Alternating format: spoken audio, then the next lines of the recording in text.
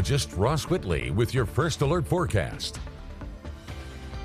Cold tonight, temperatures falling down into the upper 20s or low 30s across the board. We do have a freeze warning for our coastal areas. That's just an agricultural warning saying the growing season's over. Many of our coastal areas have fallen below freezing already, but this is an official end by the National Weather Service with a wind out of the north and west 10 to 15 miles an hour. As we go through the rest of this evening, we're going to see those temperatures drop pretty quickly. Just an hour, we should all be close to the 30s. As we go to 10 o'clock, most of us along I-10 and further off to the north should be below freezing, with our coastal areas right near that. And by the early morning hours, many of us into the upper 20s.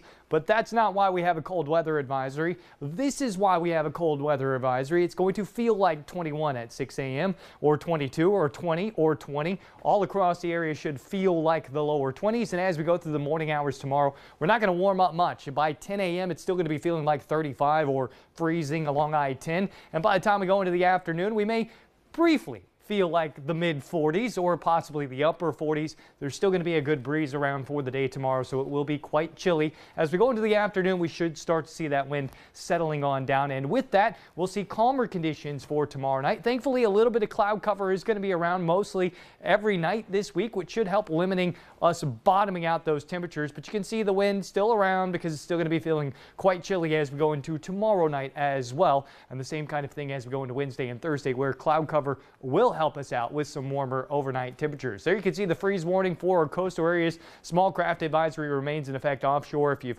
looked at the water today or you've been to the coast, you know why. It is quite choppy out there. That will continue. You can see the high surf advisory. That'll expire by about 6 p.m. No precipitation across our area as of right now, but we do have low-level alto cumulus and very cold air overriding some low-level moisture overnight tonight. So a stray flurry or flake across the area can't be entirely ruled out, but it is a very, very low chance that you're going to see any kind of precip overnight. Just saying, if you do happen to get a novelty flake, that's all you're really seeing. You can see the colder air overriding the Gulf of Mexico. That's going to bring those Gulf streamers off to the south. So if you got in a boat and drove about, I don't know, 100 miles off to the south, you might actually see some lake effect moisture, or in this case, Gulf effect moisture. Nice and cold all the way through your Wednesday, but dry. You can see some high cloud cover working across the area, so plenty of sunshine will hold on to that wind out of the north and west. Temperatures at the current moment, 38 along the Funiac Springs, 43 in Panama City, and 48 along the coast. Tomorrow only climbing up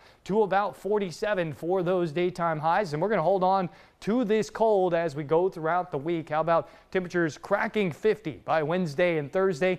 A cold rain on Friday. Still watching that closely because the moisture comes in here early enough Thursday night and Friday morning. We may see a light mix of sleet and rain before it changes over to all rain, but temperatures above freezing, so it really wouldn't matter.